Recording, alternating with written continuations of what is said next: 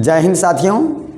आज के सेशन में हम आपके लिए एक ज़बरदस्त टॉपिक लेकर के आए हैं। जो टॉपिक मैं आपको अभी बताने जा रहा हूं बोर्ड्स के लिए काफ़ी इम्पॉर्टेंट है, क्योंकि इससे ऑब्जेक्टिव तो पूछता ही पूछता है, सब्जेक्टिव भी पूछता है। तो आप इसको थोड़ा ध्यान से समझिएगा। मैं आपको एक ही वीडियो में कंप्लीट बता दूंगा पूरा का पूरा टॉपिक को।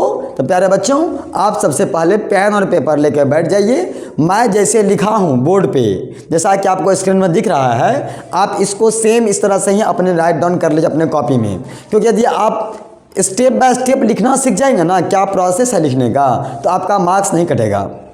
क्योंकि मैंने जो बताया है तरीका लिखने का, ये एग्जैक्ट मैं वो मेथड बताया हूँ जैसा कि बोर्ड्स में बच्चे आंसर राइटिंग करते हैं। यदि आपसे पूछा जाए तो आपको इस तरह से लिखना है। तो प्यारे बच्चों, आइए हम लोग थोड़ा इस पर चर्चा करते हैं पहले। और इसके पीछे वाला जो वीडियो है, जो मैं बताया हूँ नोमेनक्लेचर और आइसोमर्स और आइसोमेरिज्म के बारे में, इस वीडियो के डिस्क्रिप्शन में उसका लिंक दिया हुआ, आप जाके पहले उसको देख लीजिए, तो आपको ये और बेहतरीन समझ में आएगा। ठीक है, तो आज के टॉपिक में हम लोग पढ़ेंगे एलोट्रोप्स ऑफ कार्बन के बारे में। एलोट्रोप्स ऑफ कार्बन के बारे में कहने का मतलब, कार्बन तो आप समझ रहे हैं, कार्बन के एलोट्रोप्स का, कार्बन तो है ही। हमने आपको शुरू में ही बताया था, इस ब्रह्मांड में जितना कुछ है सब में कुछ ना कुछ मात्रा में कार्बन है।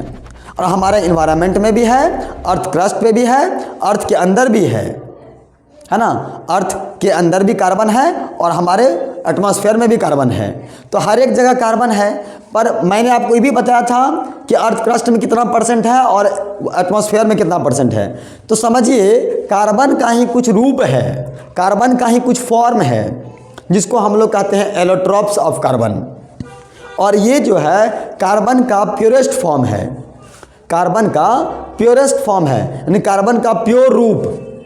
अब समझिए बच्चों, इसमें क्या क्या आते हैं मैं बताया हूँ। एलोट्रोप्स ऑफ कार्बन में 3 प्रकार के कार्बन आते हैं। कौन कौन? एक का नाम है डायमंड, एक का नाम है ग्रेफाइट और एक का नाम है बकमिंस्टर फुलडीन। बकमिंस्टर फुलडीन्स, है ना। ये नाम याद रखिएगा, 3 है और आपको तीनों के बारे में जानना है। आपके एनसीईआरटी में तीनों के बारे में दिया गया है। जितना बात आपके एनसीईआरटी में लिखा गया है, मैं हर एक बात, हर एक टॉपिक, हर एक पॉइंट्स को मैंने यहाँ मेंशन कर दिया है। अब समझिए सिर्फ इतना बात कि डायमंड आखिर है क्या। डायमंड इस ब्रह्मांड का सबसे, इस यूनिवर्स का सबसे कठोर सब्सटेंस है। सबसे ज़्यादा हार्डेस्ट सब्सटेंस में कोई आता है, उसका नाम है डायमंड। हालांकि इधर रिसेंटली साइंटिस्ट ने एक और नया चीज़ का खोज कर दिया है, मैं उनके बारे में बताऊंगा आपको बाद में। पहले आप जानिए जो आपके सिलेबस में है कि डायमंड इस यूनिवर्स का सबसे हार्डेस्ट सब्सटेंस में आते हैं। कौन? डायमंड। ठीक है, तो हम लोग पहले जानते हैं डायमंड के बारे में। डायमंड भी कार्बन का ही एलोट्रोप्स है और ग्रेफाइट भी उसी का है और बकमिंस्टर फुलडीन्स भी।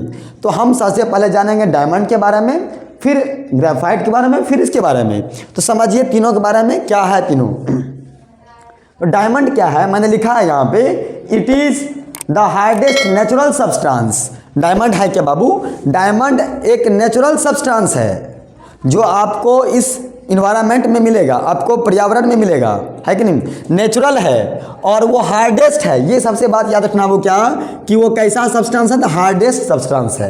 कौन? डायमंड। ठीक है, सेकेंड पॉइंट जानिए, डायमंड में एक कार्बन एटम अन्य 4 कार्बन एटम के साथ बॉन्डेड होता है। डायमंड में, डायमंड का जो बॉन्डिंग होती है, आखिर ये इतना कठोर क्यों, आखिर ये इतना ज़्यादा हार्ड क्यों हुआ, है ना। नहीं कहते हैं कि अकेला रहोगे तो फिर आप कुछ नहीं कर पाओगे। यदि आपके साथ में 2-3 आदमी मिलकर कोई काम करेंगे आप, तो आपको कोई हरा नहीं सकता है।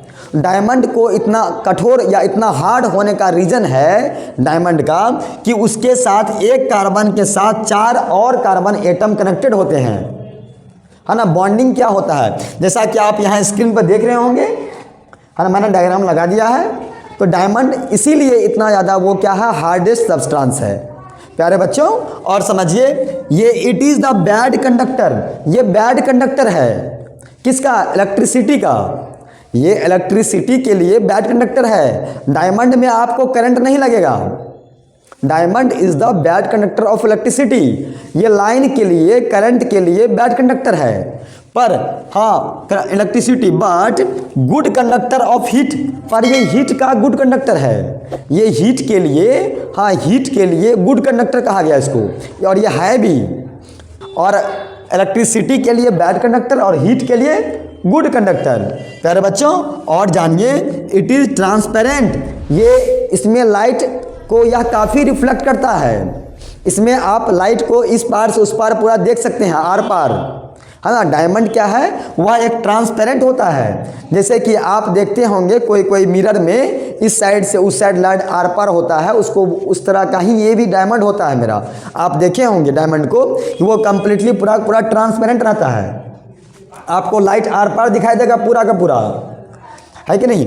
अब अगला एक समझ लीजिए, it has high melting point and boiling point, इसका मेल्टिंग पॉइंट और बॉइलिंग पॉइंट बहुत ज़्यादा होता है। हार्ड, और यह हार्ड सब्सटेंस है। हार्ड सब्सटेंस क्यों है?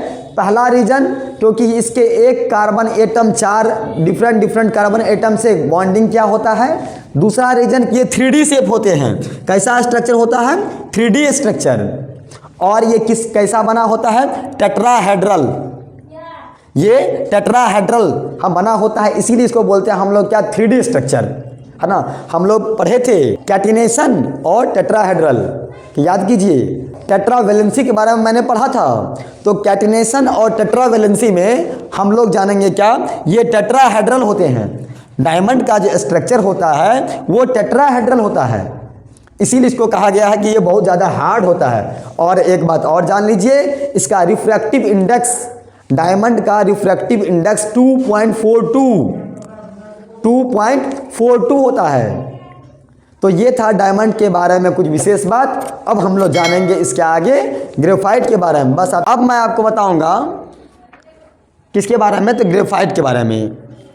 प्यारे बच्चों, तो आप जानिए ग्रेफाइट का प्रॉपर्टीज क्या होता है।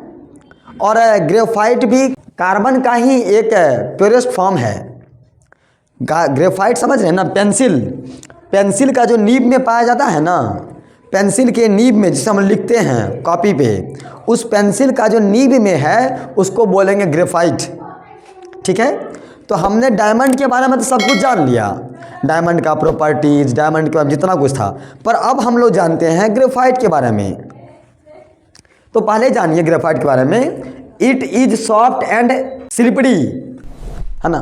कहने का मतलब कि ये ग्रेफाइट जो होता है वो काफ़ी सॉफ्ट होता है और वह छूने में भी आपको काफ़ी स्मूथ लगेगा, बहुत ज़्यादा स्मूथ लगेगा, काफ़ी स्लिप करता है वो हाथ से। तो कौन, ग्रेफाइट के बारे में आपको बता रहा हूँ। तो ग्रेफाइट का ये पहला प्रॉपर्टीज क्या है कि ग्रेफाइट क्या होता है, वह सॉफ्ट होता है और स्लिपरी होता है। सेकेंड प्रॉपर्टीज है कि ग्रेफाइट में एक कार्बन अन्य 3 कार्बन से बॉन्डेड होते हैं। एक कार्बन एटम और 3 कार्बन एटम से बॉन्डेड होता है, किसमें, ग्रेफाइट में। तो बच्चों मैं आपको बता दूं, it is good conductor of किसका, हीट का और इलेक्ट्रिसिटी का। इसलिए मैंने लिखा है both heat and electricity. Graphite heat का और इलेक्ट्रिसिटी का गुड कंडक्टर होता है। और समझिए आप इनके बारे में, इट इज ओपेक्यू, कहने का मतलब ये ट्रांसपेरेंट, जिस बात में पढ़ा था ना पूरा आर पार दिख। फिर कहा कि each carbon has 1 free electron, और इसमें एक फ्री इलेक्ट्रॉन होते हैं, क्योंकि हम लोग जानते हैं कार्बन होता है टेट्रावेलेंट। कार्बन 4 अन्य कार्बन के साथ बॉन्डिंग बनाते हैं। कार्बन जो एक कार्बन 4 अलग अलग कार्बन के साथ बॉन्डिंग बनाता है। तो यहाँ पे क्या हो रहा है, यहाँ पे जो कार्बन है, एक कार्बन और 3 कार्बन से बॉन्डिंग कर रहा है। एक कार्बन क्या कर रहा है, ये 3 ही कार्बन बना रहे हैं, एक और एक खाली है। तो क्या बोले, हम बोले ईच कार्बन हैज, प्रत्येक कार्बन में एक फ्री इलेक्ट्रॉन होते हैं। 3 ही ना बॉन्डिंग किया तो एक फ्री इलेक्ट्रॉन हो गया, 3 बॉन्ड बना लिया और एक फ्री हो गया। फिर कह रहा है कि it has hexagonal sheet layer structure, और इसका स्ट्रक्चर कैसा होता है, हेक्सागोनल। इसका स्ट्रक्चर कैसा होता है, हेक्सागोनल स्ट्रक्चर। ठीक है बच्चों, तो आपको समझ में आ गया होगा किसके बारे में है, बकमिंस्टर फुल्डेंस के बारे में। तो बच्चों मैं आपको बता रहा था एलोट्रॉप्स ऑफ कार्बन के बारे में, जिसमें मैंने आपको डायमंड के बारे में बताया, ग्रेफाइट के बारे में बताया और अब मैं बताऊंगा बकमिंस्टर फुलरेन के बारे में। आखिर इसका स्ट्रक्चर कैसा होता है। आप लोग तो वॉलीबॉल और फुटबॉल काफ़ी खेले होंगे, तो फुटबॉल में देखे होंगे फुटबॉल जो होता है पूरा गोल गोल, वो जो है वह समझ लीजिए कि बकमिंस्टर फुलरेन का ही एक शेप है। तो इनका जो शेप जो नाम रखे हैं, सबसे पहले जानिए, इसमें 60 कार्बन होते हैं। कितने कार्बन होते हैं? 60 कार्बन। और टोटली 60 कार्बन जो है एक दूसरे के साथ बॉन्डिंग करके बनाया जाता है फुटबॉल के स्ट्रक्चर में। अब समझिए कि आखिर क्या कहा गया, it is named after the American architecture. एक अमेरिका के वास्तु कलाकार थे जिन्होंने ऐसा इनका शेप दिया है फुटबॉल के जैसा, जिसके कारण इनका नाम क्या रखा गया? बकमिंस्टर फुलरेन इनका नाम रख दिया गया। वो कौन दिए? अमेरिकन आर्किटेक्चर, वो ऐसा शेप बना दिया और उनके नाम पे ही इनका नाम रख दिया गया। एक गुंबज के लाइक स्ट्रक्चर इसका होता है ना, जियोडेसिक गुंबज। कौन सा गुंबज? जियोडेसिक गुंबज। एक कार्बन और डिफरेंट 3 कार्बन एटम के साथ बॉन्डिंग होते हैं। एक carbon atom different 3 carbon atom से बॉन्डिंग किए होते हैं। Next point, it has football shape. और इसका शेप कैसा होता है? फुटबॉल के जैसा। हम लोग मारते हैं खींच के उड़ा दिया सिराओं पर, उस फुटबॉल के जैसा इसका स्ट्रक्चर बनता है। आप फुटबॉल तो खेले ही होंगे।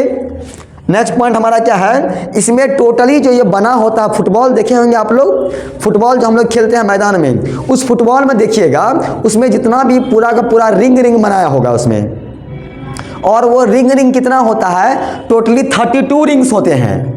टोटल कितना रिंग होते हैं उसमें? 32। लेकिन उसमें 2 टाइप के रिंग होते हैं। कैसा कैसा? एक होता है हेक्सागोनल और एक होता है पेंटागोनल रिंग्स। तो अब समझिए हेक्सागोनल कितना और पेंटागोनल कितना। तो हेक्सागोनल रिंग कितना होगा? वो होता है 20 होते हैं हेक्सागोनल रिंग फुटबॉल में, और आपका 12 होते हैं पेंटागोनल रिंग्स। टोटल मिलाकर के 32 रिंग्स होते हैं उसमें। एक बात और जान लीजिए, कोवेलेंट बॉन्डिंग होती है, और कोवेलेंट बॉन्ड होगा तो इसमें हाइब्रिडाइजेशन कौन सा होगा? sp2 hybridisation. और इसका हम लोग यूज कहाँ करते हैं? तो इसका हम लोग यूज करते हैं कैंसर के पेशेंट में, HIV के पेशेंट में। तो तब तक के लिए जय हिंद, जय भारत। फिर मिलते हैं नेक्स्ट वीडियो में। बच्चों लाइक कीजिए, शेयर कीजिए, सब्सक्राइब कीजिए। Thank you.